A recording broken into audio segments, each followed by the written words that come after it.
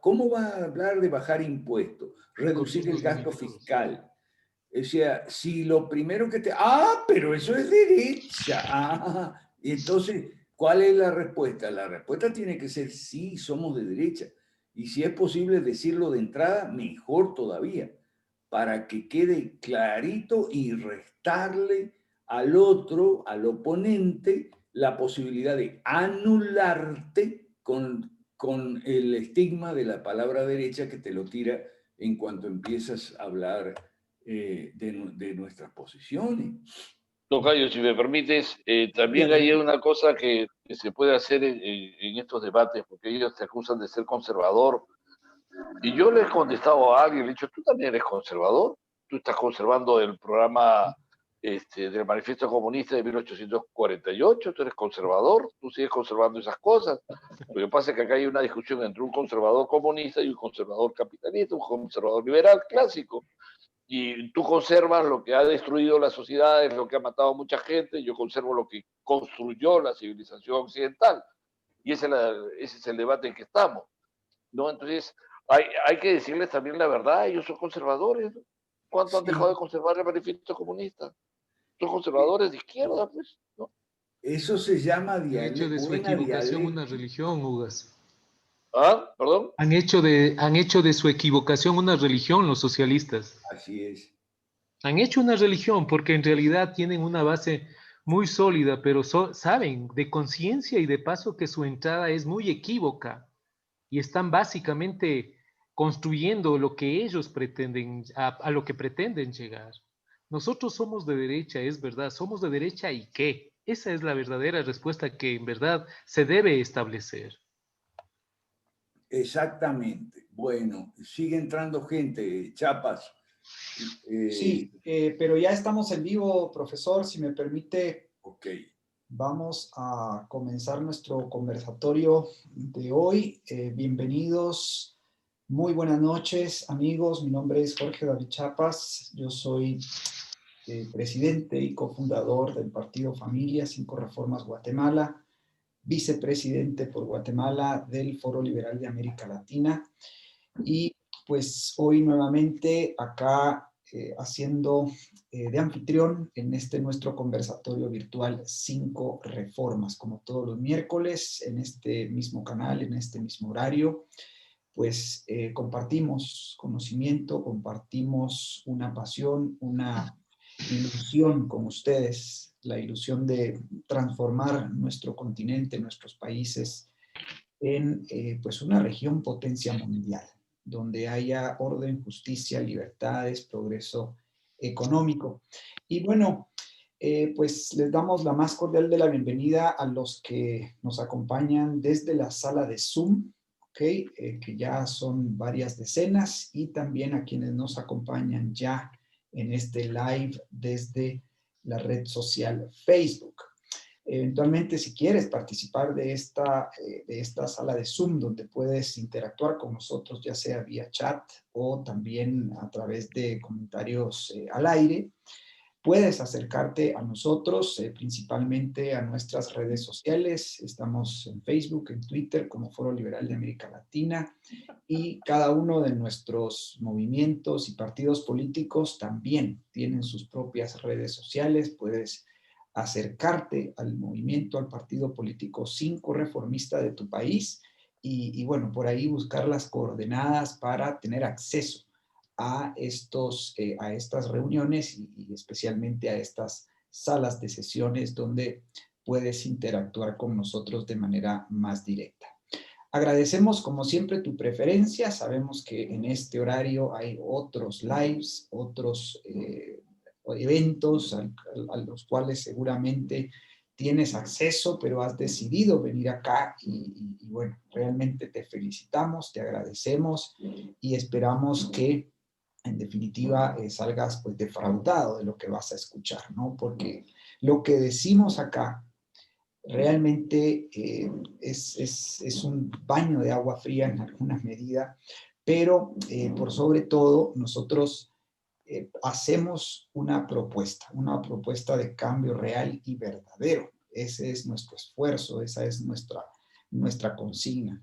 Y Y bueno, pues el objetivo es que salgas no solo más claro en cuanto al análisis de la realidad política de nuestros países y de América Latina, sino que salgas también motivado a activar políticamente con nosotros, porque nosotros no somos un tanque de pensamiento, ¿ok? Somos una plataforma política que incuba partidos y líderes políticos liberales clásicos que se están preparando para irrumpir en algún momento en los congresos, en los parlamentos de nuestros países, derogar las leyes malas y aplicar nuestro programa de transición al capitalismo liberal, que son las 5 reformas. Así que, bueno, con esa pequeña introducción y ya con la conversación que escuchaban entre el profesor Alberto Mansuetti y algunos de mis colegas en Ecuador, en Perú, en República Dominicana, pues vamos a comenzar. Profe, muy buenas noches, qué gusto verlo y saludarlo. Gracias igualmente, Jorge. Gracias, gracias. Bien, entonces, pues, bueno, justamente el tema del día de hoy, pues, me convoca a mí y se me ha pedido de favor, pues, hacer un comentario, un análisis sobre la otra crisis política, ¿sí? 2 puntos, Guatemala. Bueno, alguien se preguntará por qué la otra crisis, ¿no? Porque la semana pasada estábamos hablando de la crisis política en Perú y tal vez hace unos 15 o 20 días estábamos hablando de la crisis política en Estados Unidos y hace unos 28 días tal vez o 30 estábamos hablando de la crisis política en Chile y así venimos los países en América Latina y en América y en el mundo entero, ¿no? De crisis política en crisis política, lamentablemente. Y bueno, pues básicamente voy a centrar mi exposición en los elementos, las razones fundamentales de lo que estaba ocurriendo en Guatemala. No voy a quedarme mucho en los detalles, porque el profe nos ha enseñado que los detalles al final son propios de la politiquería. Y bueno, voy a tratar de apuntar más bien a las razones de fondo y evidentemente hacia la solución, ¿sí? Que nosotros como familia 5 Reformas Guatemala proponemos principalmente a los guatemaltecos, ¿no? Y con el apoyo del Foro Liberal de América Latina, pues impulsamos también para todo nuestro continente. Lo que ha pasado en Guatemala es muy probable que ustedes ya conozcan las noticias. El miércoles pasado, justamente hace 8 días, a las 5:30 de la mañana, se estaba aprobando un decreto que aprobaba sí, el presupuesto nacional de ingresos y egresos de la nación, ¿no? En una jornada de esas maratónicas que se suelen ver en nuestros congresos, una jornada de más o menos, no sé, 10 horas tal vez pasaron reunidos los congresistas, parte de la noche, toda la madrugada, y a las 5:30 de la mañana, cuando todos los guatemaltecos dormíamos o estábamos por levantarnos, pues se levanta el flipón, ¿no? El flipón. Vamos a ir haciendo alusión al artículo de fusibles políticos, que ha sido uno de los que más nos ha servido para poder interpretar estos acontecimientos políticos, ¿no? Por ahí les vamos a compartir el artículo Fusibles políticos, ¿por qué se queman? ¿Sí? En alusión precisamente a los presidentes, gobernantes en general, pues básicamente de por qué es que saltan estos fusibles y se queman, ¿no? Entonces, desde el miércoles de la semana pasada, izquierdas y derechas malas están exigiendo de alguna manera pues la renuncia del presidente Alejandro Yamatei. Este hecho de la aprobación del presupuesto general de ingresos y egresos de la nación, el cual asciende, digamos, en la propuesta esa que fue aprobada a 99.700 millones de quetzales, más o menos en dólares, para que se hagan una idea, son alrededor de 12.500 millones de dólares, como para que vayan comparando, ¿no?, con sus presupuestos nacionales. Y para que se hagan una idea también, los ingresos fiscales de Guatemala oscilan entre los 60.000 y 62.000 millones de quetzales, ¿no? Un presupuesto claramente deficitario en una tercera parte al menos, ¿no? Entonces, esta situación el día miércoles de la semana pasada, pues fogoneó, ¿no? De alguna manera, y puso tensa la situación en torno a la gestión del presidente Alejandro Yamatei, ¿no? Esta propuesta de presupuesto había sido enviada por el Ministerio de Finanzas al Congreso de la República para que fuese aprobado por el Pleno. Hubo algunos eventos y sesiones donde se trató de conciliar un presupuesto, evidentemente, cada quien tratando de hacerse de una tajada del pastel, ¿no? Las izquierdas ya sabemos hacia dónde y las derechas malas también ya sabemos hacia dónde, ¿no? Privilegios sociales y políticos unos, privilegios económicos otros, ¿no?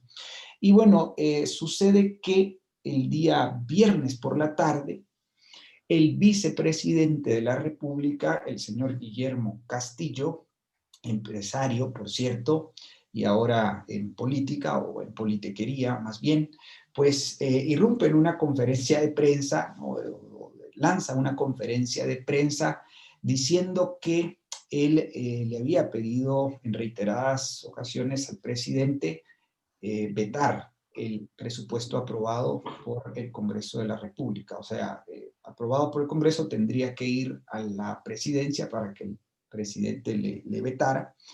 Y bueno, él les solicita pues que básicamente lo rechace, ¿no? Y le propone en esa conferencia pública, en esa conferencia de prensa pública, le propone renunciar ambos. ¿Okay? El vicepresidente Guillermo Castillo le propone a él renunciar ambos ante el desorden, ¿sí?, que se ha creado al interno de su gobierno, derivado en gran medida por la creación de una instancia de gobierno a la cual el presidente Yamatei le llamó el centro de gobierno, que es una especie de pequeño gobierno o pequeño gabinete paralelo, digamos, ¿no? Esta instancia la crea a la mitad de la pandemia y supone una supervisión y coordinación entre los diferentes ministerios supuestamente para manejar el asunto de la pandemia del COVID-19 y posteriormente 2 depresiones tropicales que vino una seguida de la otra en el último mes, ¿no? ETA y IOTA. Bueno, este centro de gobierno dio muchísimo de qué hablar, tiene alrededor de 20 personas nada más en la dependencia, obviamente muy bien pagados, y bueno, resulta que el director o digamos gerente de este centro de gobierno es un personaje al cual señalan como pareja sentimental del presidente, ¿no? Entonces, imagínense, digamos, estos asuntos de tipo personal que obviamente no tienen mucho que ver en el tema propio de la política y de la economía. El asunto de aprobar el presupuesto en una cantidad totalmente fuera de control, alrededor de 12.000 millones de quetzales más de lo que se aprobó en el presupuesto pasado, que fue no del 2020, porque en el 2020 se aprobó el presupuesto del 2019. El presupuesto del 2019 ascendía a 87.000 millones de quetzales.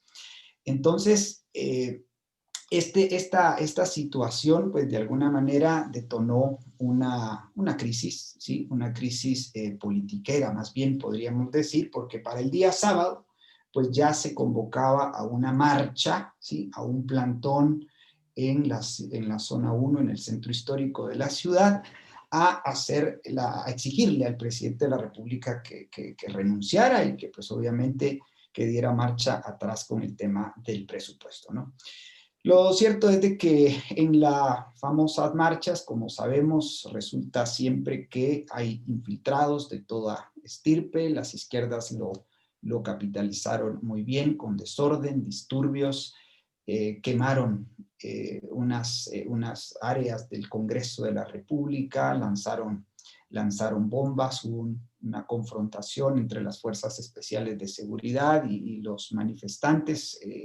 Una parte de los manifestantes ciertamente de manera pacífica, haciendo un plantón frente al Palacio Nacional de la Cultura.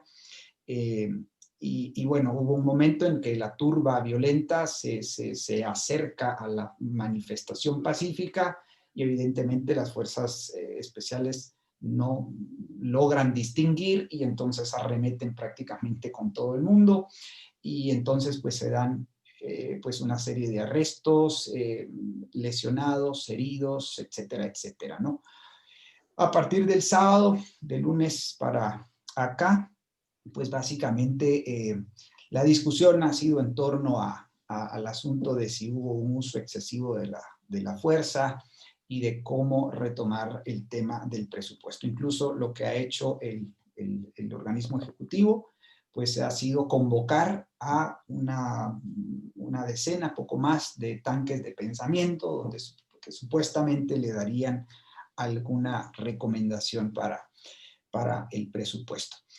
Y bueno, esto es ahora, las izquierdas hoy por hoy piden la destitución del ministro de Gobernación, a quien acusan de haber hecho uso excesivo de la fuerza, y bueno, pues hay allí la discusión de qué hacer con el presupuesto general de la Nación, el cual debe ser aprobado antes del 30 de noviembre, ¿no? Bueno, esos son más o menos el relato, pues obviamente es el relato de la última semana, pero no es más que el efecto nuevamente del estatismo, ¿no? Es básicamente un Estado, un gobierno ilimitado en atribuciones, poderes y recursos.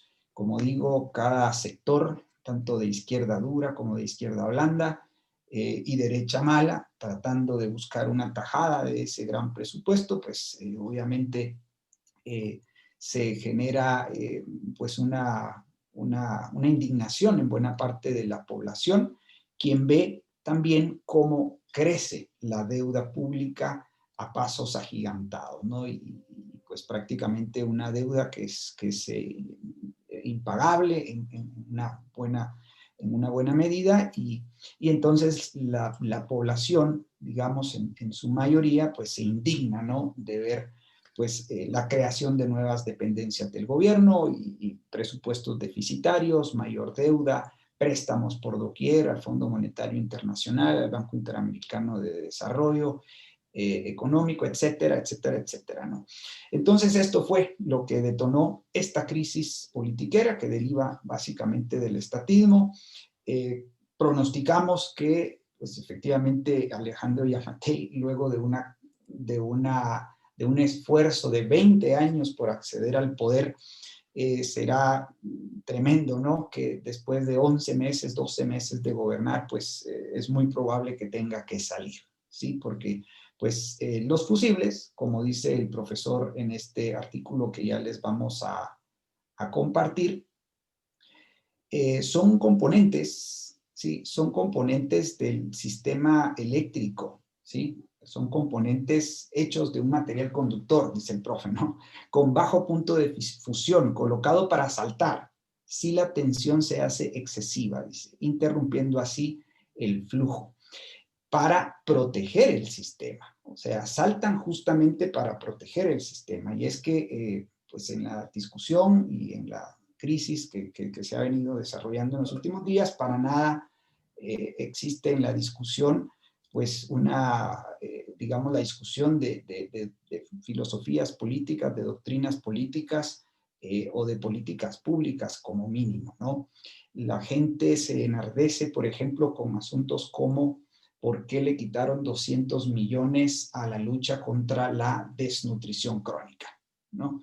Y por eso, digamos, salta. O por qué le quitaron 100 millones de quetzales a la Procuraduría de los Derechos Humanos, por ejemplo, ¿no? Una dependencia de la ONU destinada o dedicada a promover el marxismo cultural y el marxismo económico acá en el país.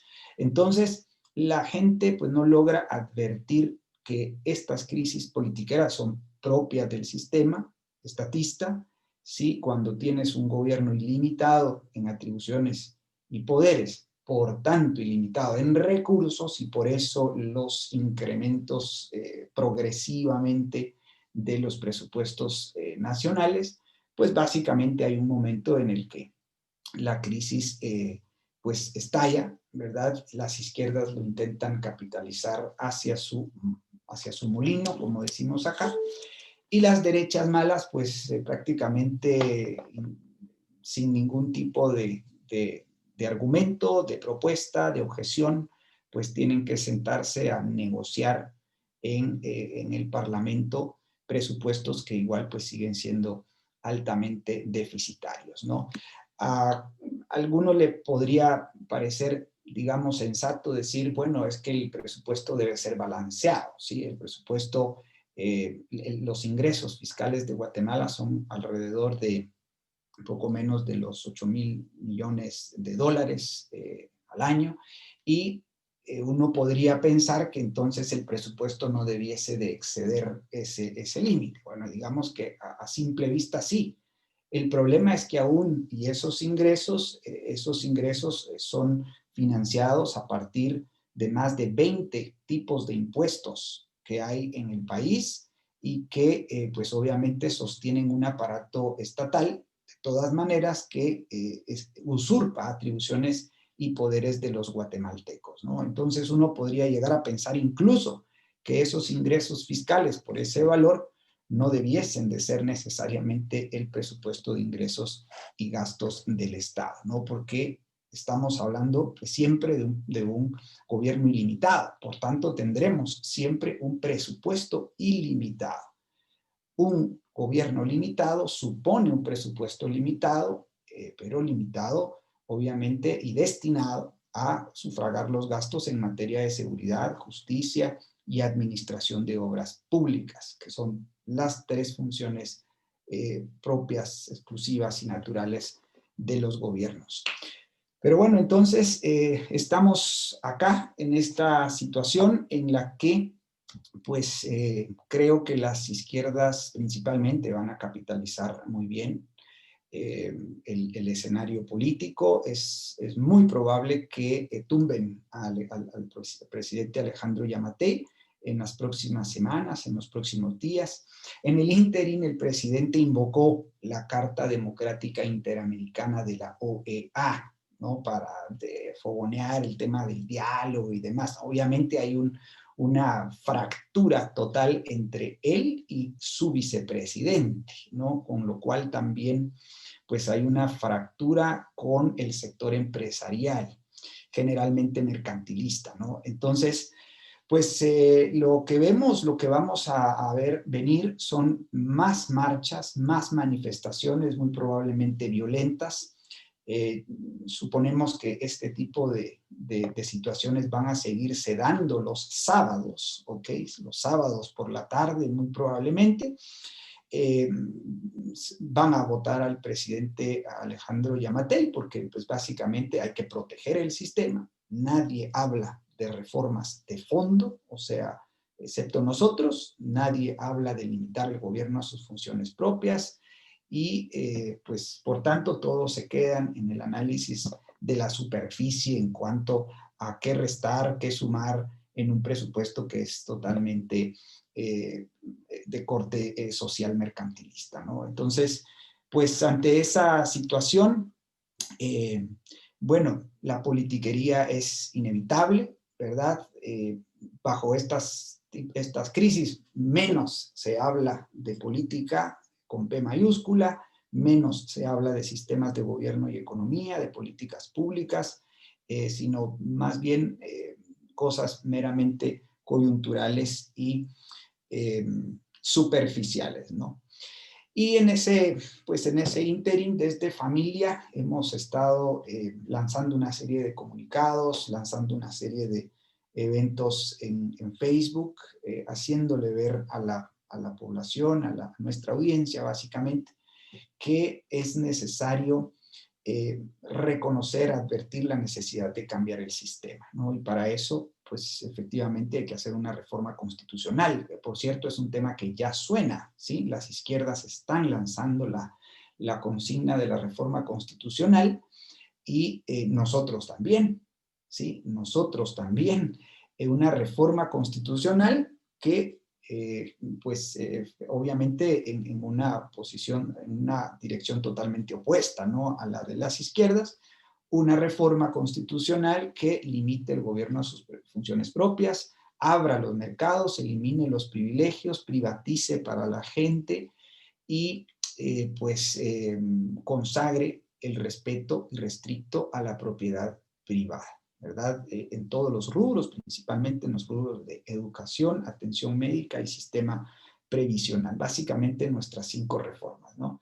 Y bueno, estamos trabajando arduamente en el diseño de una campaña que vaya alineada y vaya enfocada a pasar el mensaje, digamos, en esta coyuntura, una ola de esas grandes, ¿no? De esas grandes que surgen, por cierto, cada cierto tiempo. Este momento ya lo habíamos vivido en el año 2015 nosotros en Guatemala, cuando el fusible Otto Pérez Molina se quemó, ¿verdad? Y entonces saltó el fusible, se quemó y para proteger el sistema, pues básicamente se hizo un recambio de presidente y vicepresidente. En aquel momento fue el hallazgo de un círculo de corrupción bastante fuerte en las aduanas del país. Y pues bueno, básicamente a los 6 meses se había cambiado presidente y vicepresidente. Esta es hora que todavía no juzgan o no declaran culpables al expresidente Otto Pérez Molina y su vicepresidente Roxana Valdetti. Y bueno, posteriormente a eso, pues el sistema nada más se reacomodó, ¿verdad? Y todo sigue igual. Las aduanas siguen en pie, la corrupción en las aduanas sigue en pie y los guatemaltecos seguimos más pobres e indefensos gracias a esta agenda pues típicamente marxista en lo económico y pues con aditivos del marxismo cultural como en todos nuestros países, ¿no? Entonces, bueno, esa sería mi intervención. Ya veo una mano levantada, pero antes le damos la palabra al profesor Alberto Mansuetti para, pues, si quiere complementar en algo, profe, creo que sería interesante. Gracias.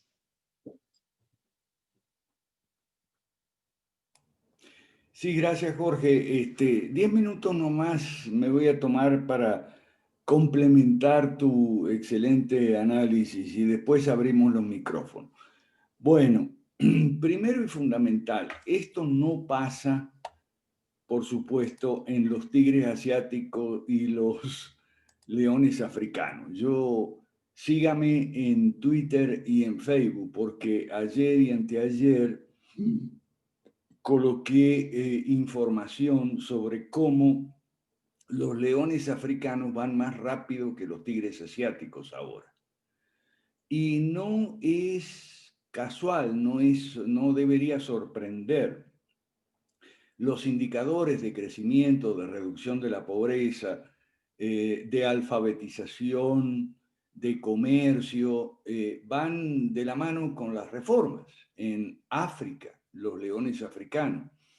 Y los leones africanos tienen la ventaja del retrasado. La ventaja del retrasado es lo siguiente: quien va detrás de un proceso de liberalización, como en el caso de los tigres asiáticos, los leones africanos van detrás, empezaron después, pero tienen la ventaja del retrasado en el sentido de que pueden ver el ejemplo de los tigres asiáticos y pueden hacerlo mejor, pueden corregir algunos errores, algunos fallos, llenar algunos vacíos, pueden evitar tropiezos, y entonces al retrasado le suele ir mejor. No es como una carrera, por ejemplo, supongamos 10 corredores o 12 que hacen una carrera de 1000 metros o algo así. El que va retrasado es muy difícil que alcance al que va adelante, pero suele suceder. No con mucha frecuencia. En cambio, en el tema de la transitología, que es lo que nosotros estudiamos, el tránsito del socialismo al capitalismo, el retrasado tiene la ventaja de que va mirando a los que van por delante. Eso lo hicieron los países de Europa Central y Oriental en 1900, en los años 90, cuando se fijaban en los tigres asiáticos que habían arrancado antes, habían arrancado 2 décadas antes, algunos de ellos. Habían arrancado en los 70, entonces arrancando en los 90, iban detrás y podían mirar lo que pasaba adelante. Y bueno, los africanos están haciendo lo mismo. Yo les recomiendo que vean mi Twitter y mi Facebook, ahí está toda la información, ¿ok? Para no repetir este punto. Entonces, todo en América Latina, todo empieza con el tema de las funciones de un gobierno. O sea, un gobierno es una agencia ejecutiva nada más, en el concepto liberal clásico, un gobierno limitado a las funciones de seguridad, justicia, obras públicas de infraestructura física, ¿no?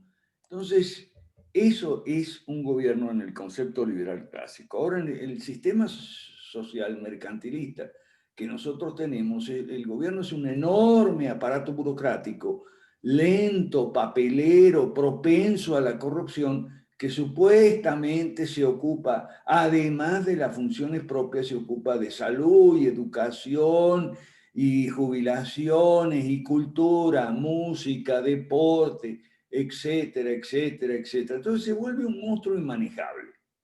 Entonces, cuando un presidente resulta elegido, en este caso Giammattei, yo me pongo un poco en los zapatos de Giammattei. Se encuentra con ese monstruo enorme, no lo puede llegar ni a conocer el presidente, ¿ok? Porque no puede llegar ni siquiera a conocer, por eso es risible lo de los primeros 100 días. Esa fue una costumbre que inauguró Franklin Delano Roosevelt, a quien Petro confundió con Theodore Roosevelt. Sería bueno que no confunda el expresidente Andrew Jackson con Michael Jackson, ¿no? O sea, pero bueno, eso de los 100 días. Mire, ni en 100 días ni en 1000 días un presidente puede llegar siquiera a conocer el tamaño, las dimensiones, la extensión, la altura, la anchura, la profundidad de semejante aparato burocrático y mucho menos a gobernarlo. Por eso yo vengo enseñando hace algunos meses que los presidentes en realidad no gobiernan. Entonces, ¿qué quiso hacer Giammattei? Giammattei quiso gobernar, ¿ok? Entonces armó un mini gabinete o mini gobierno paralelo que le llamó Centro de Gobierno. Le llamó Centro de Gobierno y por supuesto hizo algunas contrataciones paralelas, ¿ok? Entonces, bueno, ahí se formó el escándalo. El presidente Giammattei, yo estoy seguro que lo van a tumbar, porque demostró ser muy torpe. Fíjese una cosa, yo voy a comparar, ¿ok? Y bueno, con eso voy a terminar para abrir los micrófonos. Yo voy a comparar con el caso de mi país natal. Hay un caso parecido. Cristina Fernández fue presidenta 2 veces, o sea, fue presidenta y después fue reelegida. Y ahora ella es vicepresidenta de Alberto Fernández. Las malas lenguas dicen que ella realmente es la que gobierna, o por lo menos la que toma las decisiones clave. Entonces, obviamente, armó también un mini centro de gobierno, como Giammattei, en la vicepresidencia. Pero lo hizo, a diferencia de Giammattei, calladita la boca. Ahí estuvo la torpeza de Giammattei, que lo anunció en mayo, con bombos y platillos que había creado un gobierno paralelo. Fíjese qué tipo tan idiota. La Cristina lo hizo calladita. La Cristina dijo lo siguiente. Primero rompió una tradición en Argentina de que el vicepresidente tiene una oficina en la Casa de Gobierno cerca del presidente, donde va una vez por semana, generalmente los lunes, porque en Argentina el vicepresidente es presidente nato de la Cámara de Diputados, entonces tiene su oficina en la, senadores, y tiene su oficina en el Senado como presidenta del cuerpo. Entonces ella dijo, no, ¿para qué voy a tener dos oficinas? Yo no quiero oficina en la Casa de Gobierno. Entonces, claro, ¿qué significaba eso? Y bueno, que no quería estar cerca de Alberto, porque las malas lenguas dicen que este es el tercer gobierno de Cristina con la actuación de Alberto Fernández en el papel de presidente. Es que la politiquería es graciosa. Mire, hay una ciencia política, ¿ok? Que es la que hacemos nosotros, pero también hay una ciencia de la politiquería. Y es muy graciosa. La gente dice así, y en cierto modo es verdad, no es que ella gobierne, pero sí toma las decisiones clave desde su oficina del Senado. Entonces la gente dice el tercer gobierno de Cristina con la actuación de Alberto Fernández en el papel de presidente.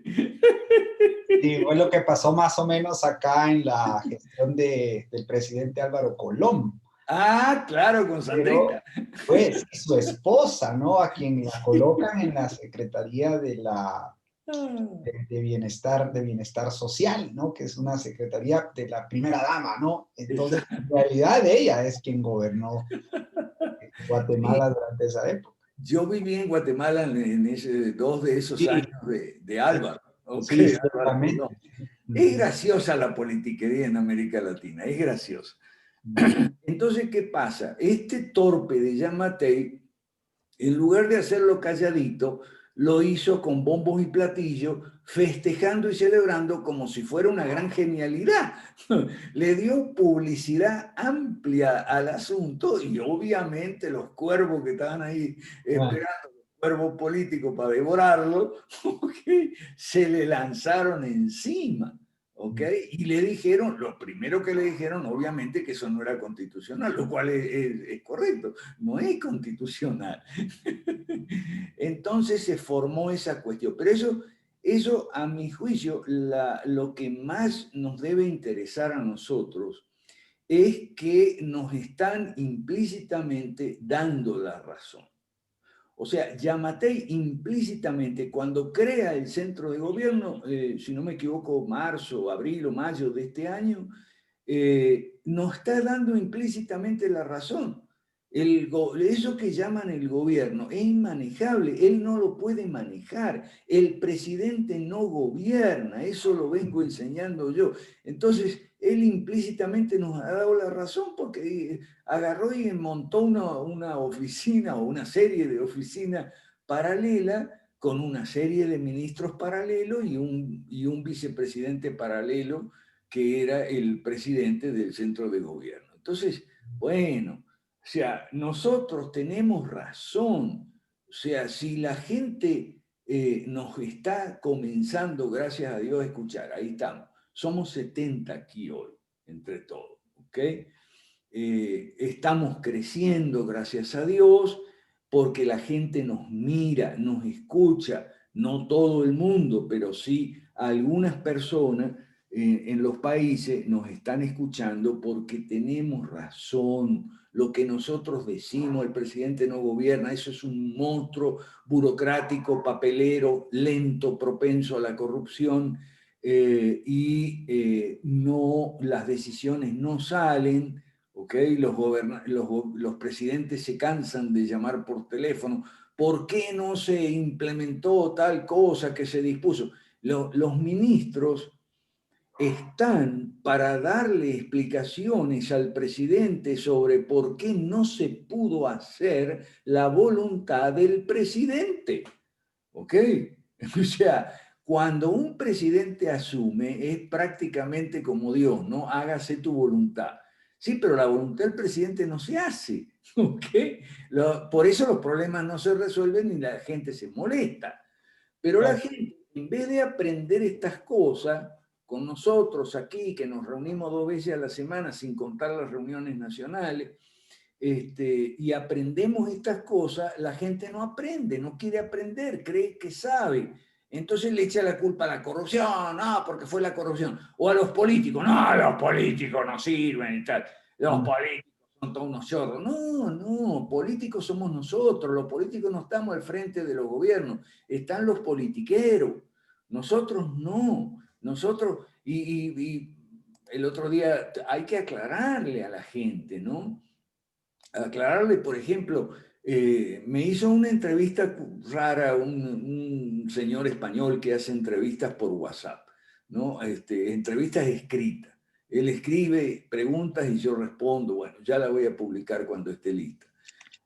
Pero me dice, ¿y si ustedes, cómo ustedes quisieran gobernar? Entonces tuve que explicarle, no, mire, nosotros no queremos gobernar.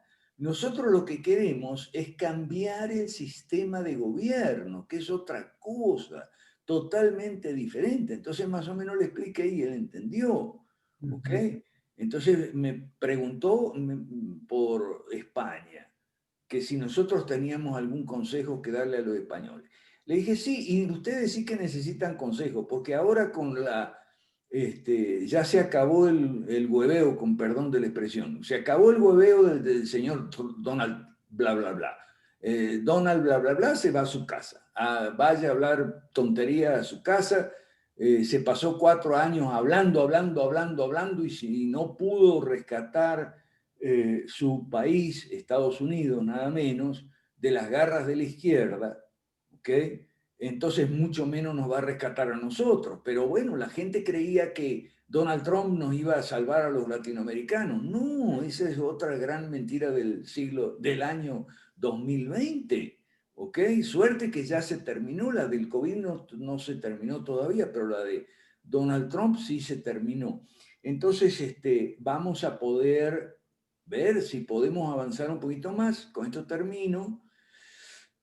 Si podemos avanzar un poquito más en nuestra campaña, digamos, de comunicación para hacerle entender a la gente las cosas que la gente no entiende. Gracias, Jorge. Si te parece, abrimos los micrófonos para... Sí. Sí, perfecto, profe. Realmente muy contentos por la asistencia el día de hoy a la sala de Zoom. Felicitaciones a los que por primera vez pues nos visitan. Bienvenidos. Estos son nuestros conversatorios virtuales donde informamos de nuestro proyecto La Gran Devolución, las 5 reformas, de cómo proponemos transitar hacia el sistema de capitalismo liberal y nos anclamos a ciertos temas de coyuntura para explicar la necesidad de cambiar el sistema.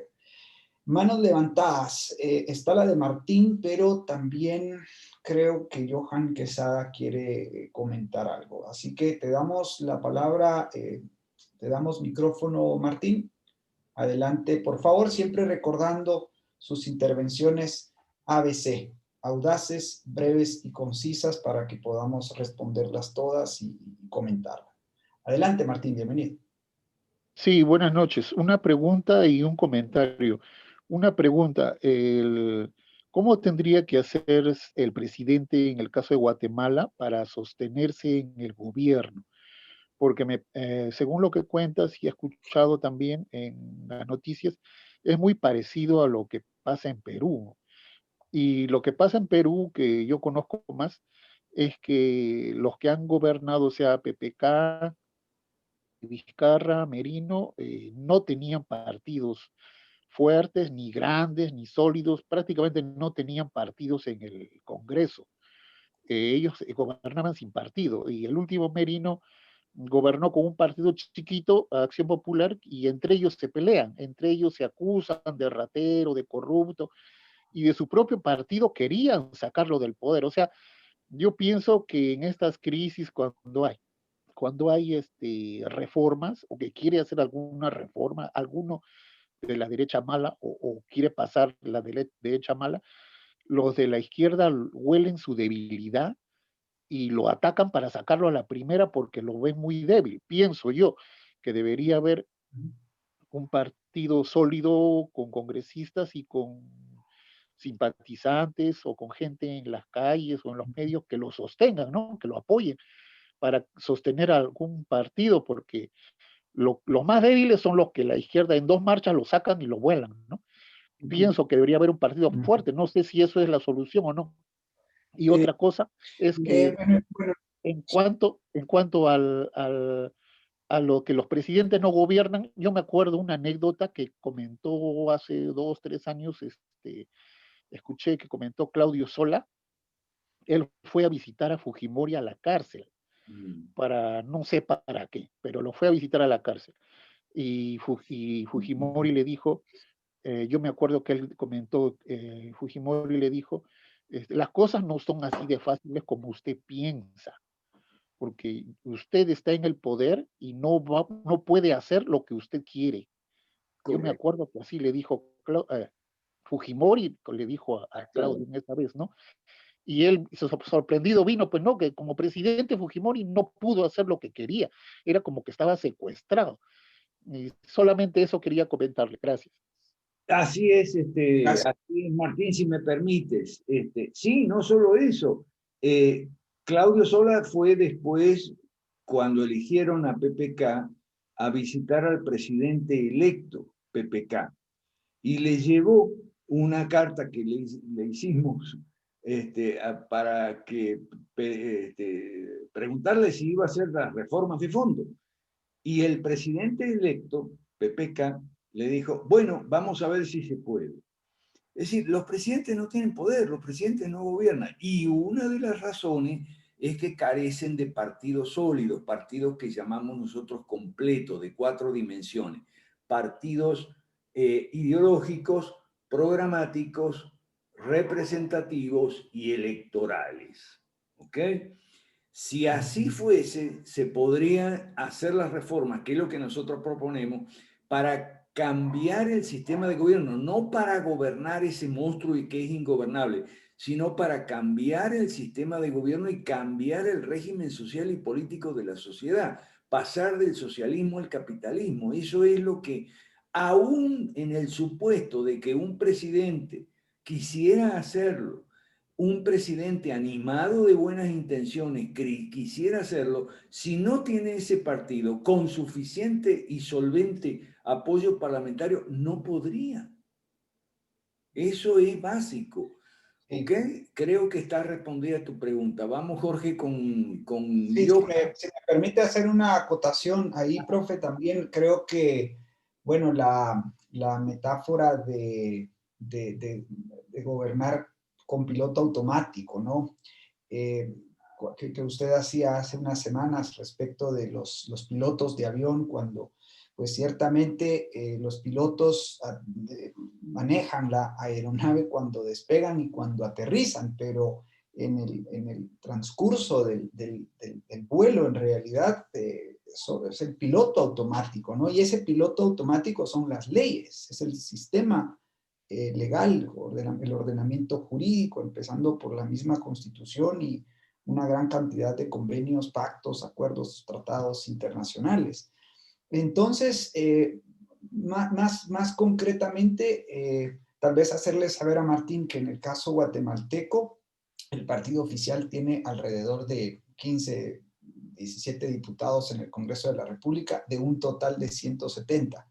Hay algunas bancadas que están plegadas al oficialismo, pero para quedarse en el poder, posiblemente lo que tenga que hacer es retractarse del presupuesto y dejar el presupuesto aprobado para el año 2019 y como mínimo cerrar el centro de gobierno, ¿no?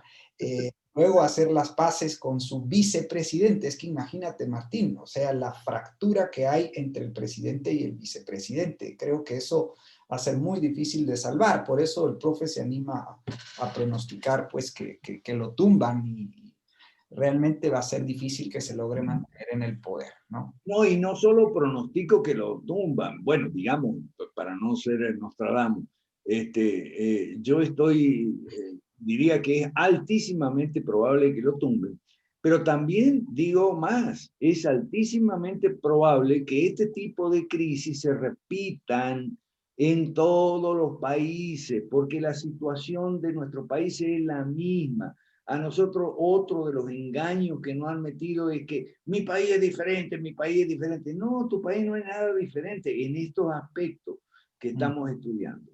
Claro. Johan y Héctor Muñoz. Sí, te damos la palabra, Johan, adelante. Buenas noches, saludos a todos.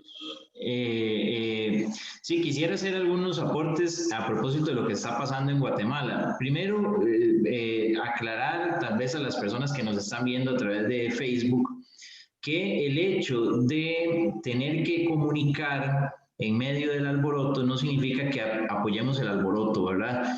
Eso es algo que debe quedar claro porque normalmente del bochinche la que sale ganando la izquierda, no nosotros, ese no es nuestro estilo, ¿verdad? Y en parte también uno se pregunta qué puede hacer una persona cuando un país está viviendo una crisis como esta, que efectivamente puede suceder en cualquier parte de América Latina, ¿no?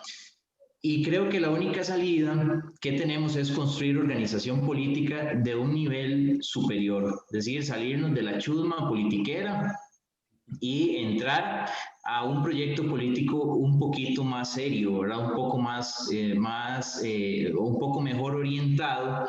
Y por eso creo que tenemos que tener cuidado cuando se arman estas crisis de no empezar a involucrarnos a nivel discursivo con los que andan haciendo alboroto, ¿verdad? De que la gente no nos perciba como que nosotros estamos pidiendo ni lo mismo que la izquierda, ni lo mismo que el gobierno, tampoco, o sea, ni la oposición ni el oficialismo está diciendo lo que nosotros queremos, ¿verdad? Y es importante porque a veces el hecho de no comunicar muchas veces se interpreta como que unos lo interpretan que estamos apoyando al que está en el poder y otros interpretan que estamos apoyando a los otros, pero no es así, ¿verdad? Es importante comunicar que hay un proyecto serio detrás del foro, detrás de 5 reformas, y que no pasa por destruir la democracia ni por destruir sus propias instituciones, sino que pasa más bien por generar un cambio en el modelo de Estado que permita que haya más y mejores oportunidades para todos, ¿verdad? Entonces, creo que por la naturaleza de nuestro movimiento, también para la gente que está conectada en las diferentes partes de Latinoamérica viendo esta transmisión, pues nosotros no tenemos cómo ganar de este tipo de zafarranchos que se arman. Estamos condenados al trabajo silencioso, a un trabajo más responsable, y eso también sumado a que no vamos a contar con los recursos, con los grandes capitales económicos tampoco, porque generalmente son mercantilistas. Entonces, mi intervención va más en el sentido de, primero, tener cuidado de no mezclarnos con el alboroto, ¿verdad? Porque no somos eso, ni estamos felices por lo que está sucediendo en Guatemala, más allá de que el gobierno sea malo o bueno, ni en Perú, ni en los otros países. Y dos, es importante que nos pongamos la camiseta y empecemos a trabajar durísimo, de manera silenciosa, en nuestros diferentes círculos de influencia. Así es, Johan, totalmente de acuerdo. Aunque, bueno, digamos, yo he tenido la oportunidad de estar en medios de comunicación el martes, estaré mañana, estaré el viernes, y es posible que por ahí haya una radio, precisamente Radio Caracol de Colombia, que me quiere hacer una entrevista sobre la situación. O sea, silenciosos, no sé qué tanto, ¿no? Creo que mientras más nos hagamos visibles, creo que hay que hacer el esfuerzo, ¿no? Pero sí, tienes la razón en el resto de lo que has dicho. Muchas gracias, Johan. Bien, seguimos en el orden de quienes van levantando la mano. Héctor José Muñoz de Guatemala. Bienvenido, Héctor. Buenas noches. Adelante.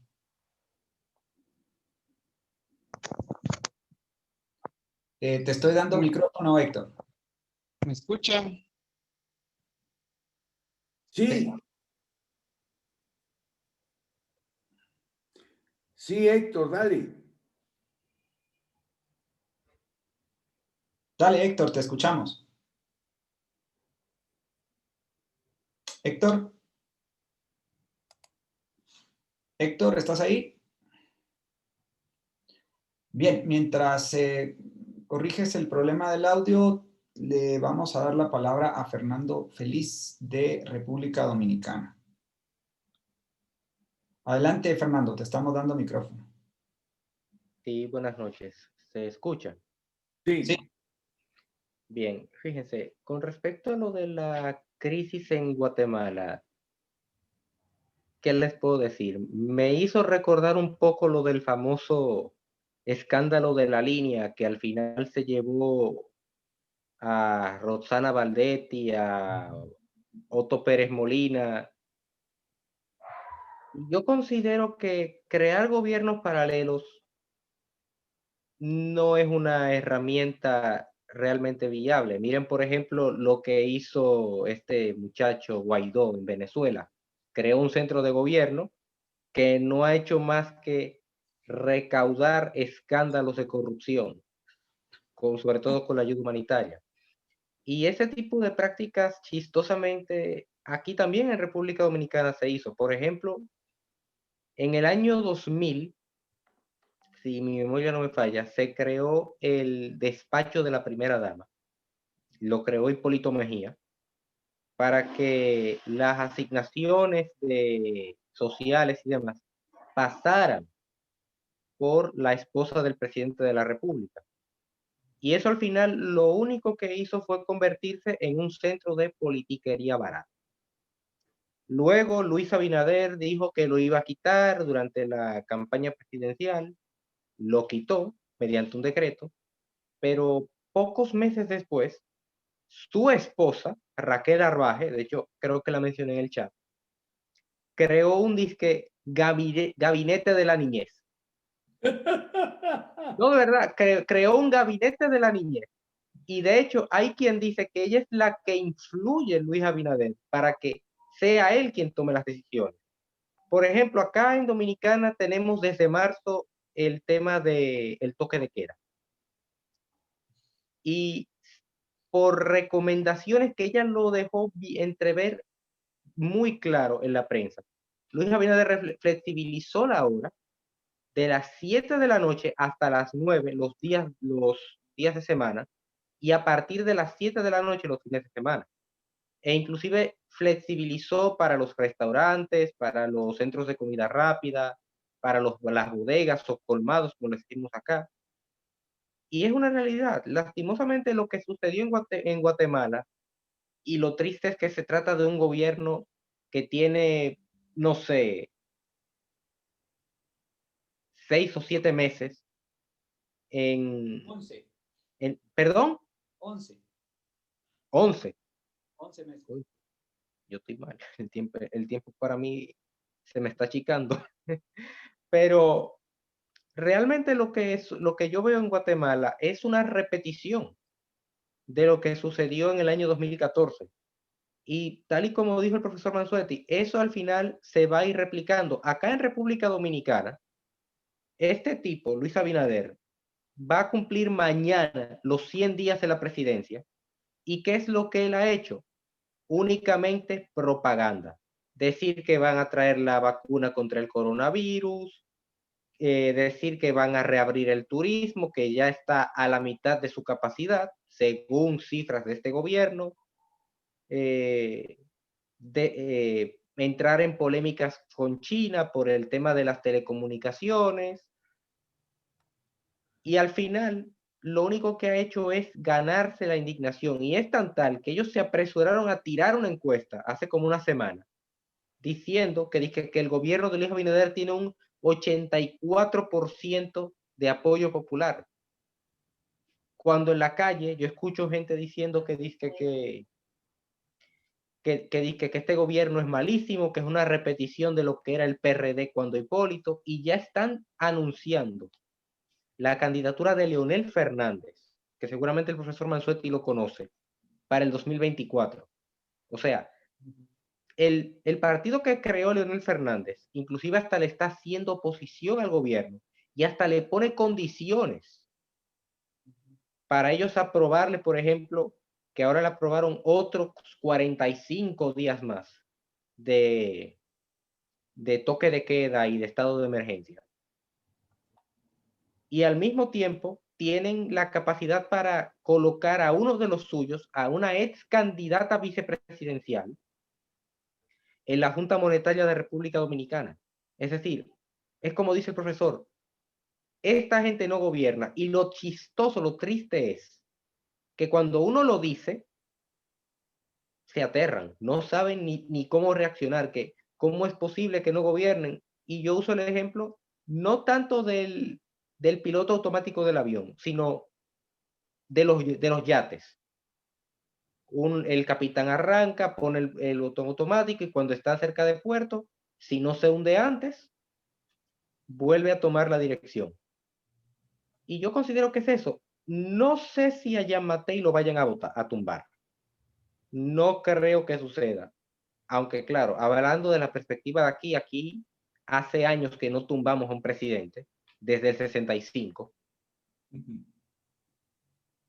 ¿Y qué más le podría decir? Realmente lo de Guatemala es algo que hay que examinar. Es una crisis tan grave como lo del Perú. Y es un ejemplo que para los países de Centroamérica y el Caribe nos afecta. Porque ponen entredicho la estabilidad de una región que supuestamente había logrado arreglar sus problemas, había logrado estabilizarse, comenzar a prosperar. Al final ese proyecto demostrará no ser útil. Y al final lo único que va a conseguir es poner en entredicho la institucionalidad y decirle a la gente, esto no sirve, hay que hacer otra cosa, y lo que puede venir después de esto va a ser catastrófico. Sí, Fernando, nosotros no decimos que armar gobiernos paralelos sea bueno, ¿ok? No, yo sé que no. Lo que decimos es que nos están dando la razón en el sentido de que estos monstruosos gobiernos sin límites, elefantiásico, obeso, supergastadores, superpoderosos en teoría, es decir, en la acumulación de poderes, pero el uso de esos poderes está todo reglamentado en las leyes. Por eso es que decimos lo del piloto automático, y en los barcos, por lo que tengo entendido, los pilotos automáticos funcionan más o menos igual que en los aviones. Esa es la realidad. Por eso va a haber este tipo de crisis, lamentablemente va a haber, porque el gobierno no, porque el sistema de gobierno, el modelo de Estado no funciona, hay que cambiarlo. Ok, tenemos 20 minutos, un poco más por delante, así que vamos a dar la palabra, pero con brevedad, por favor. Gracias. Adelante, Juan Alberto, desde Perú, bienvenido. Ok, gracias. Yo quisiera hablar más bien, darle otro párrafo a lo que estamos conversando y poder ir hacia el aprovechamiento de la crisis en función del trabajo de las 5 reformas, de los 5 reformistas. Y de alguna manera, creo que la crisis permite hacer una plataforma de trampolín al discurso de las 5 reformas. Es más explicativo en ese sentido. Por ejemplo, la crisis que ha ocurrido en el Perú, nosotros hicimos un pronunciamiento, la gente empezó a darse cuenta, a entender, a escucharnos, le dio un poco más de prestigio al partido y además de receptibilidad al discurso de las 5 reformas. Entonces, por ejemplo, también pueden ocurrir circunstancias como la que está ocurriendo hoy en el Perú, en que hay una gran contradicción. Han renunciado en masa los principales generales de la policía, protestando contra el gobierno actual, porque la policía tiene información que los que hicieron la violencia son gente del lumpen, saben quién financió esto, y por eso es que el presidente se dedicó a sacar a los principales directores policiales, porque la policía sabe quién estuvo detrás de esta cosa, que fue un artificio, porque la marcha era pacífica y ellos vinieron con sus cosas y le volvieron violentas, ¿no? Entonces, se ha generado una contradicción ahí. Ahí hay que hacerse aliado sincero, por supuesto, del gesto de la policía, donde hay 90 policías quemados y heridos con perdigones, de los que la televisión no habla. La televisión todos los días te habla de los héroes que son todos criminales que murieron accidentalmente, a pesar de que en las redes ya pasaron los videos de cómo murieron estos chicos en las calles de Lima, ¿no? Entonces, yo pienso en ese sentido, como será también en Guatemala y en cualquier otro lugar, que la crisis debe ser aprovechada, y ese es el otro párrafo, para generar conciencia reformista en la gente. Acá hemos hablado de lo que ha pasado con ese estado paralelo, no es otra cosa que la crisis del estatismo, de la derecha mala, qué sé yo, y eso debe ser aprovechado en el discurso de las 5 reformas para poner una diferencia, ¿no es cierto? Y plantear nuestra propuesta dentro de la crisis de lo que está ocurriendo en nuestros países. Esa era mi sugerencia. Nada más. Gracias. De hecho, estamos ciertamente pues, actuando en esa dirección. El profesor Mansuetti nos ha estado acompañando, asesorando. Se te oye muy bajito, Jorge. Jorge. Ok, ahí se me escucha mejor, profe. Sí, más volumen, o más cerca de la boca, el micrófono. Ok, entonces le decía a Juan Alberto que en esa dirección estamos trabajando ciertamente. O sea, en esa dirección, tratando de ser empáticos con la gente porque ciertamente hay mucha ignorancia, ¿sí? Política, pero pues obviamente tampoco podemos acusar ignorancia y señalarla y tenemos que tratar de capitalizarla y atraer hacia nuestro mensaje. Estamos trabajando en esa dirección, Juan Alberto. Muchas gracias. Y siempre viendo a Perú, ¿sí? Cómo lo está haciendo, que me parece que lo está haciendo muy bien. Muchas gracias, Juan Alberto. Adelante, León Quintana desde Ecuador. Bienvenido. Hola, buenas noches. ¿Se me escucha bien? Sí. Ah, perfecto, perfecto. Bueno, con respecto a este tema, justamente me gustaría hacer 2 correlatos en relación a lo que hicieron nuestros compañeros Gas y otro compañero que no recuerdo, creo que es de Costa Rica. Justamente creo que ahora es un buen momento con respecto a la situación que está aconteciendo en nuestras diferentes latitudes a nivel de Sudamérica. Justamente el día de ayer en el Ecuador se destituyó una asamblea llena de mamarrachos, destituyeron a la ministra de Gobierno por haber utilizado gas lacrimógeno, en teoría, con la fecha expirada para, en este caso, pelear en contra de los eventos que sucedieron el año pasado en octubre en el Ecuador, muy parecidos a lo que pasó en Chile, a lo que está pasando en Guatemala, a lo que ha pasado en Perú. Entonces, yo creo que ahora es el momento, más bien, de no ser, como decía un compañero allí, ser silencioso, sino todo lo contrario. Hay que ahora alzar la voz con nuestro programa, con nuestra idea, con nuestra prerrogativa, que son las 5 reformas en nuestra hoja de ruta, alzar la voz, alzar la bandera y ser lo más, digamos, bullicioso que podamos hacer a través de los diferentes medios para lograr de alguna u otra manera levantar esas marañas mentales que tiene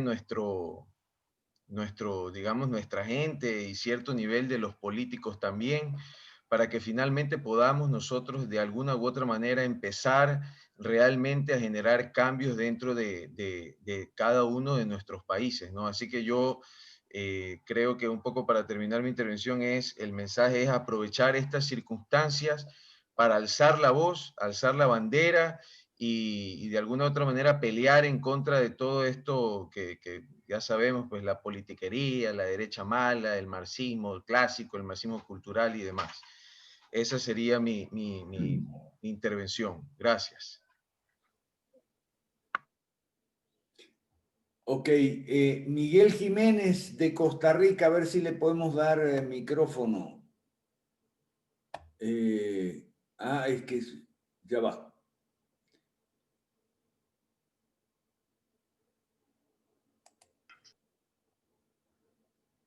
Miguel Jiménez. Ay, ay, ay. Ahora sí, ya. Bueno, saludo cordial, profesor, a Jorge, hasta Guatemala y a todos los compañeros en Latinoamérica. Yo quiero aprovechar el espacio para alabar el Movimiento 5 Reformas en varios sentidos.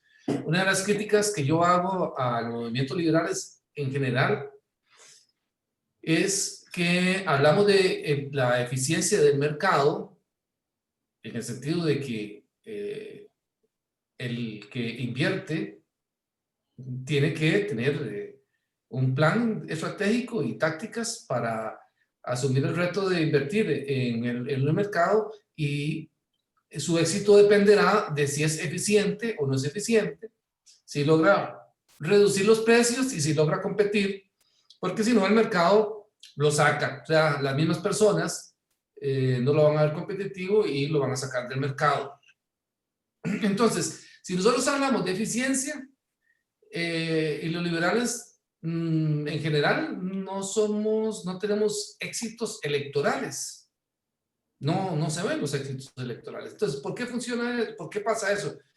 Yo, más que un político, yo soy un emprendedor, publicista, y yo veo las cosas siempre desde este lado, no desde el lado de la política. Les soy sincero, a mí sinceramente me aburre escuchar los relatos. Yo escuchaba recientemente relatos de los diputados aquí en Costa Rica y me da pereza, me da mucha pereza escucharlos realmente. Los periodistas también, el establishment político en general es muy aburrido. ¿Por qué? Porque no son innovadores. Y un emprendedor, un publicista quiere ver un relato innovador, y yo lo encontré en 5 Reformas, sinceramente les digo. ¿Por qué? Porque cuando, por ejemplo, nosotros los publicistas vamos a hacer una campaña publicitaria, lo primero que pedimos al cliente o al director de mercadeo es una estrategia. Sin estrategia no hay marketing. Y lo que hacen los partidos liberales en general es, nada más tienen tácticas. Crean el mensaje antes de tener la estrategia. Y entonces uno ve, ay, hagamos un video, por aquí me dijeron una vez, hagamos un video como el de José Luis Espert en Argentina, lindísimo, hablar de la libertad. Y la gente quiere escuchar ese mensaje. ¿Qué éxito tuvo José Luis Espert?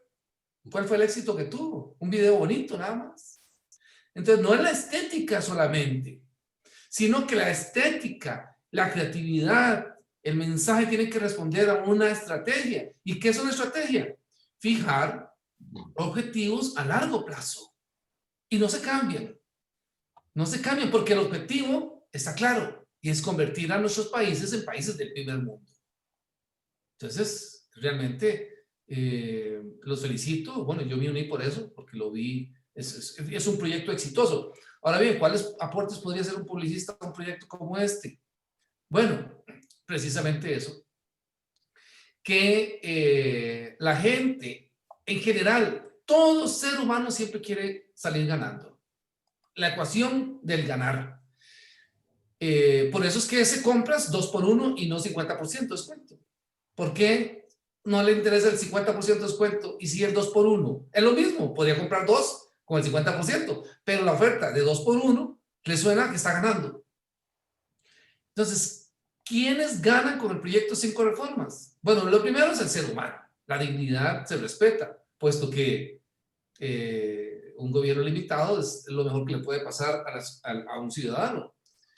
El gobierno expandido, no la propiedad expandida, genera siempre que las personas no puedan progresar, por más creativas que sean. Entonces, las personas, ¿cómo ganan con 5 reformas?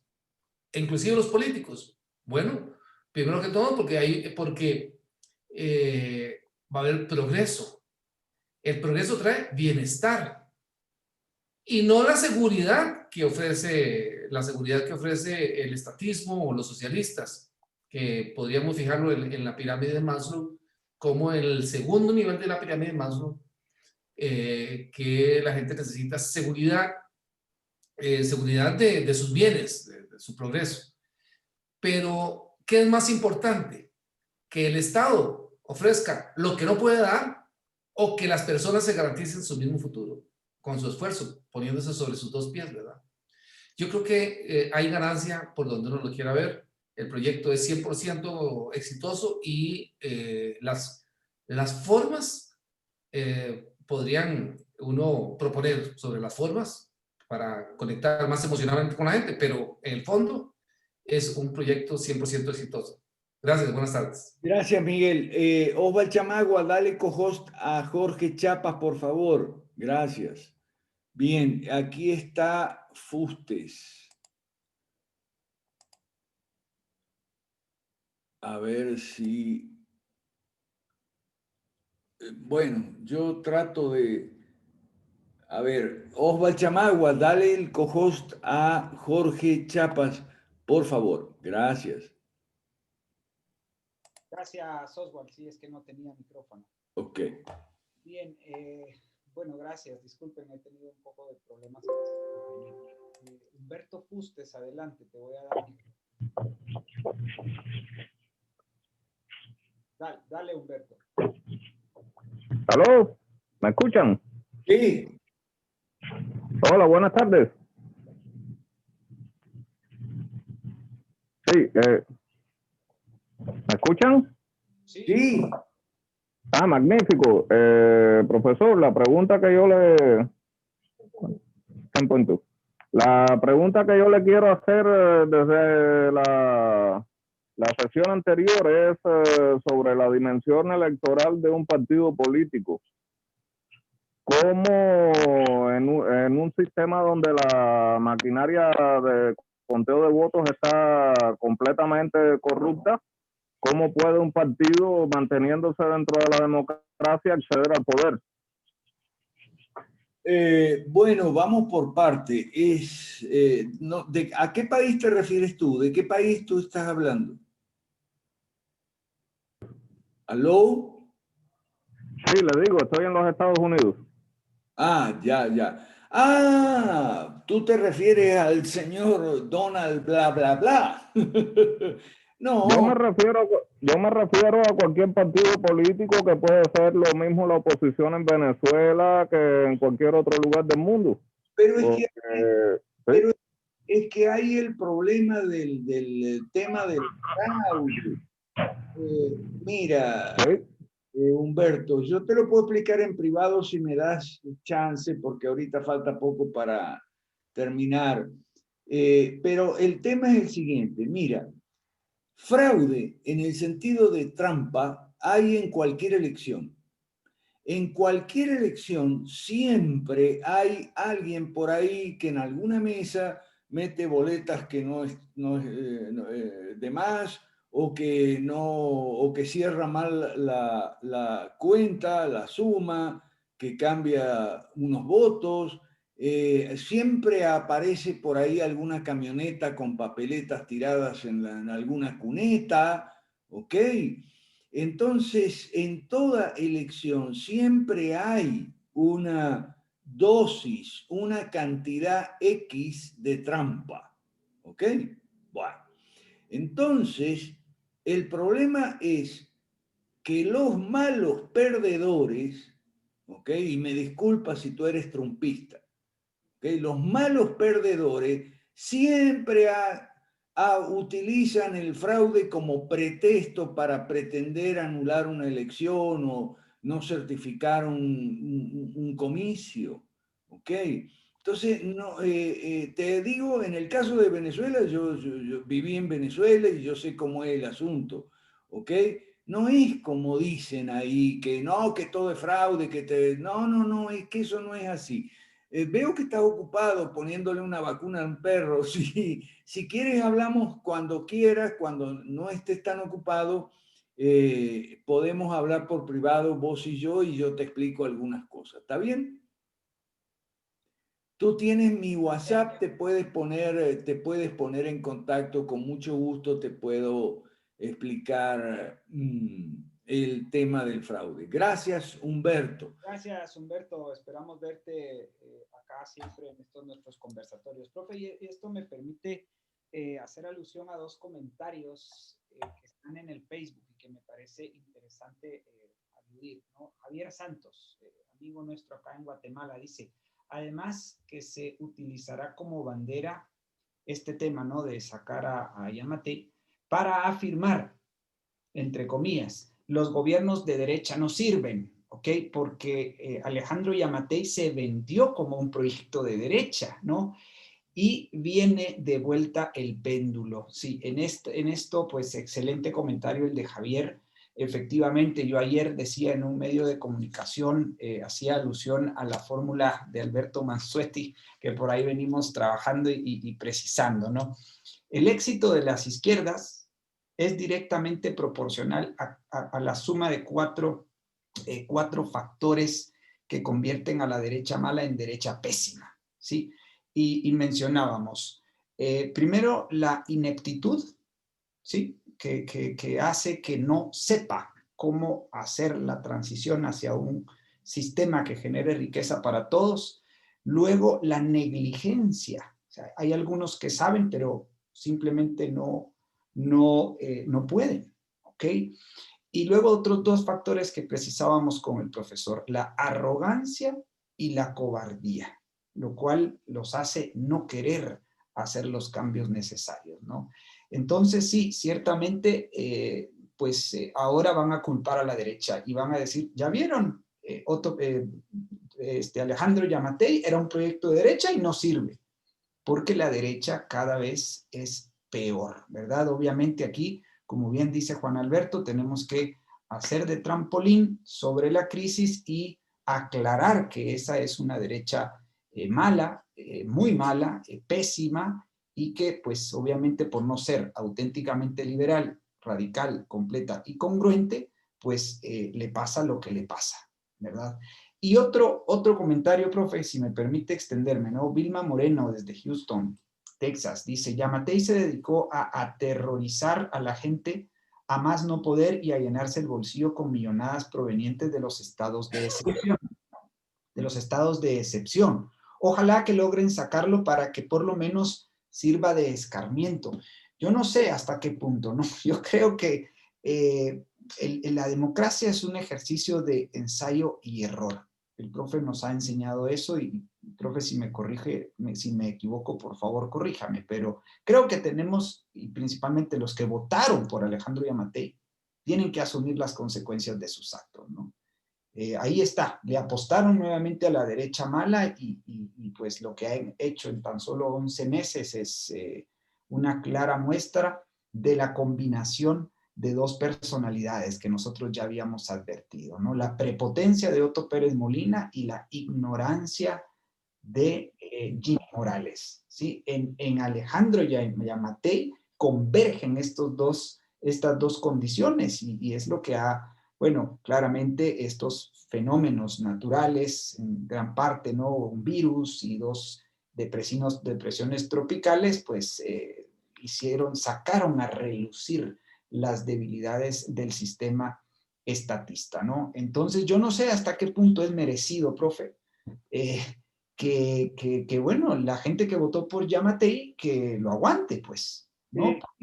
Ahora, que quede claro, nosotros no pensamos que sacar a Yamatei sea bueno, sea la solución. No, no. Lo que no funciona es el sistema y eso es lo que hay que cambiar.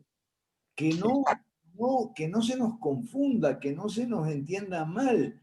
Nosotros no estamos diciendo que lo bueno es, qué bueno que sería que tumben a Yamatei. No, en absoluto.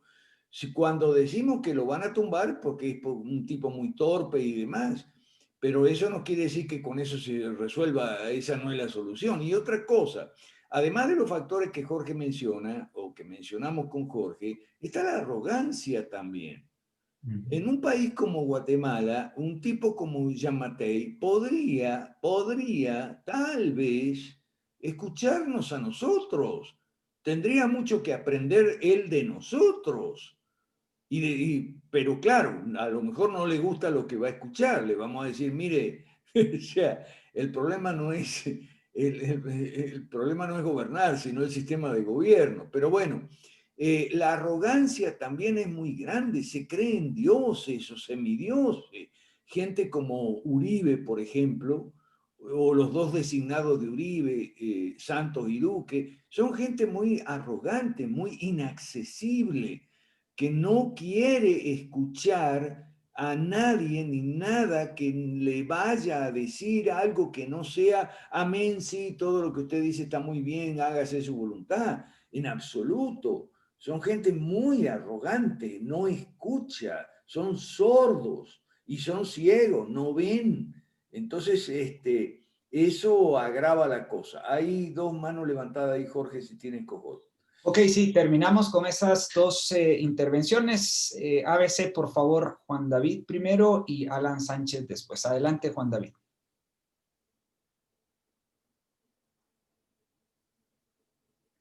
Adelante, Juan David, te estoy dando micrófono. Aló, aló. Aló, Sí, tengo audio ahí. Sí, sí, te escuchamos.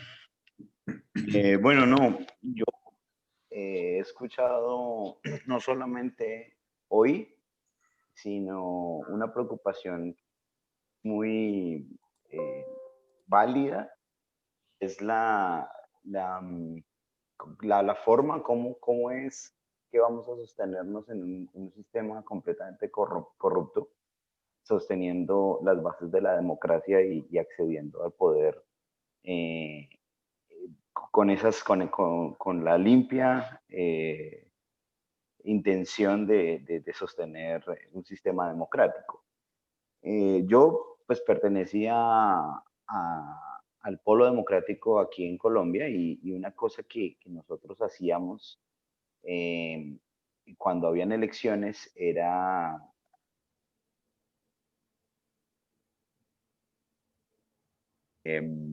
testigos políticos. Mira que íbamos a las urnas, bueno, sí éramos un grupo grande de personas, pero asistíamos a las urnas que tenían mayor cantidad de votantes, a verificar que las votaciones pues, se hicieran de manera, los conteos se hicieran de manera correcta y esto. En ese sentido, dos cosas. Uno es que de momento la política es algo muy importante en la vida de las personas y a medida que un proyecto como 5 reformas empieza a consolidarse en la mente de la gente, pues la política dejará de ser tan importante en la vida del ciudadano de a pie para poder ser más libre, ¿no? De esa manera, pues sí hay estrategias que se deben adoptar y aprender también un poco de las estrategias que la izquierda ha hecho para sostener y acceder al poder. Obviamente, no estoy hablando de su ideología, pero sí de algunas estrategias que son válidas en el ejercicio democrático, ¿no? Quería eso decir, no sé. Sí, no, sí, Juan David, nosotros decimos que de las izquierdas no nos copiamos nunca las políticas públicas, ni menos su ideología, pero sí algunas, no todas, algunas estrategias. Yo, en la próxima reunión que tengamos con los de Colombia, vamos a hablar de eso, que ya tenemos fecha para reunirnos los de Colombia. Está Alan Sánchez, Jorge. Sí, adelante. Hola, queridos amigos. Nada, es demasiado interesante. Casualmente, en la mañana hablaba con mi arrendador ahí en el negocio y me decía que él había ido a la marcha de Frena y que porque teníamos un problema los mexicanos y era obviamente el presidente sentado en la silla. Y le contesté, no, él no es el problema. Llegue quien llegue al poder, a la silla, va a fracasar y no va a poder hacer nada por el sistema. El sistema es el problema. El sistema que tenemos en México es el que nos amuela. Don Luis se llama. Le dije, don Luis, ¿usted sabía que la Constitución Política de los Estados Unidos Mexicanos contiene en sus artículos, en su articulado, los 10 puntos del manifiesto comunista de Carlos Marx del 1848 y me dijo, ¿cómo? Sí, le digo, nuestra constitución es comunista. Lo que pasa es que eso no lo cuestionamos. Estamos adoctrinados para defender patrióticamente nuestra constitución sin conocerla y pensamos que el tipo que llega y se sienta en la silla es el culpable de todos nuestros males. No, es el sistema.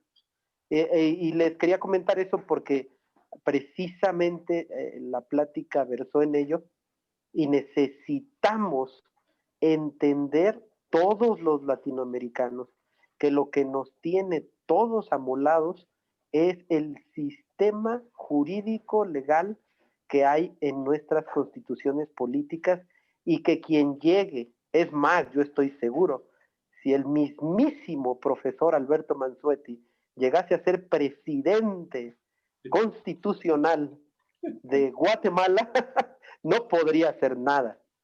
No, y también lo tumbarían, porque el sistema es el malo. Era lo que quería compartirle. Así es, Adam. Por eso no me candidateo. Chao, hasta el lunes, si Dios quiere. Jorge, cierra como siempre. Muchísimas gracias, profesor Alan. Bueno, a todos los que han participado con sus comentarios, ha sido un gusto para mí compartirles esta crisis politiquera que vive nuestro país. Prepárense en sus países porque es muy probable que la próxima semana hablemos de alguno de sus países, ¿no? Así que desde ya empiecen a postear este live, empiecen a adelantarlo, ¿no? Vean lo que está pasando en Guatemala, lo que pasó hace una semana o dos en Perú, lo que está pasando en Chile. Bueno, ese es el curso y si tú no estás consciente de que debes hacer algo y salir de la pasividad, de la indiferencia, salir, a veces, como decimos nosotros, salir del closet en el sentido de que, bueno, soy un liberal clásico, sincorreformista y apuesto por este programa de transición al capitalismo y hay que cambiar el sistema, hay que reformar nuestras constituciones y derogar las leyes malas. Entonces, las cosas van para peor. ¿Ok? Así de sencillo. Así de sencillo, esa es la realidad, la ineludible realidad. Si tú no activas, si tú no actúas, si tú no dices, yo quiero ser parte del movimiento 5 Reformas de América Latina, te buscas al movimiento, al partido 5 Reformista de tu país y te vinculas, ¿sí? Trabajas con ellos en nuestro método FOPRA, formación, organización, propaganda, recaudación de fondos, muy importante, y acción política. Súmate a los buenos, aquí estamos los que sabemos, queremos y podemos, ¿ok? Muchísimas gracias por tu atención, con Dios y con la verdad por delante, hacemos camino al andar. Hasta el próximo miércoles, mismo horario y mismo canal. Feliz noche, cuídense. Igual.